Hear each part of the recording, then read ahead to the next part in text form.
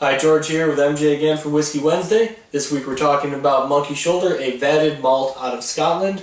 A vatted malt is a blended scotch. However, instead of being a blend of both malts and grains, it is only single malts. Monkey Shoulder, as you can probably see on the bottle, has three little monkeys there, representative of the three different malts used. Monkey Shoulder is something deep from the history of malted whiskey. Monkey Shoulder is a strained shoulder of the malters from turning the barley in the malting process. And it's just a fun little bottle. Let's get right into it here.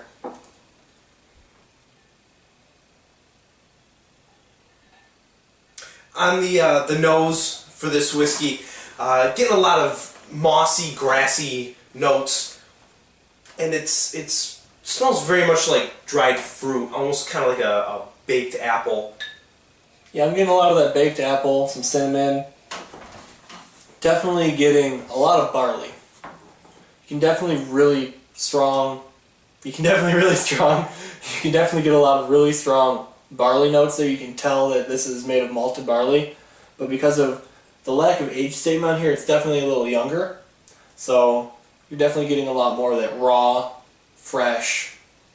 It's almost woodsy, kind of a mossy. Yeah, I've noticed that. Nose to it. You get every time you drink something that's malted barley, you always get that. You always pick up on the peat because the peat is something that's in the malting process. When you smoke and heat the barley, there's often moss used in that process, right. So that's where you get the peatiness from.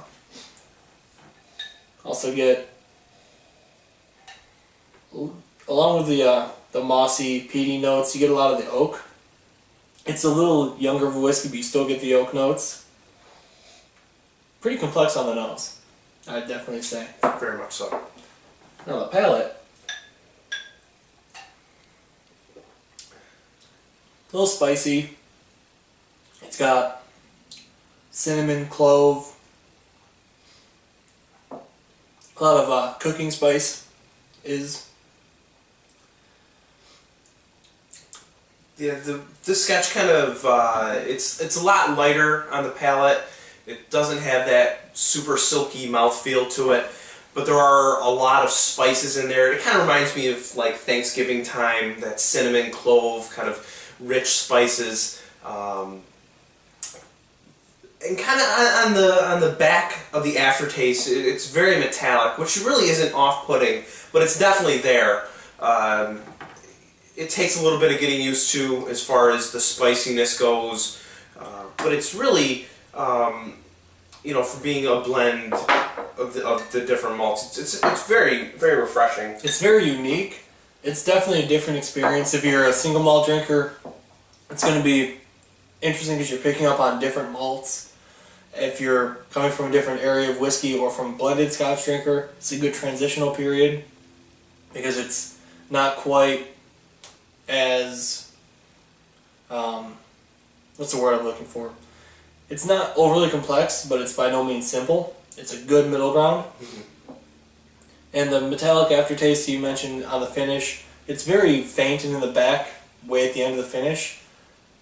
Not quite sure what that comes from, but I pick up on it too. But you also get a lot of the baked apple back on the finish, the cinnamon, the cloves, the spice. It's definitely very interesting. It's got more on the nose than it does on the palate, but it's still a lot of fun. All in all, I'd give this probably an 82 out of 100.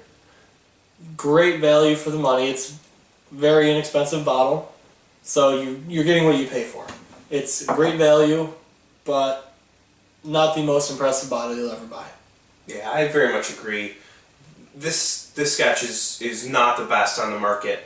However, if you're on a budget or you're just looking for something cheap to kind of sit around the house and sip, this is absolutely a product that you should spring for. As far as the score goes, I graded it an 80. It's definitely a fun bottle though. Relatively lower marks for it, but it's a fun bottle. A lot of fun. It's a great conversational piece with the history behind it. It's a fun to look at bottle with the monkeys. It's a good bottle when you're kicking back with friends who aren't necessarily whiskey drinkers. For a more seasoned whiskey drinker, It's a fun novelty, but it won't knock your socks off. And as you can tell, we've been reviewing for a while. It was a little harder to pin down some of the notes in there, so we took our time. And with that, we wish you a Whiskey Wednesday.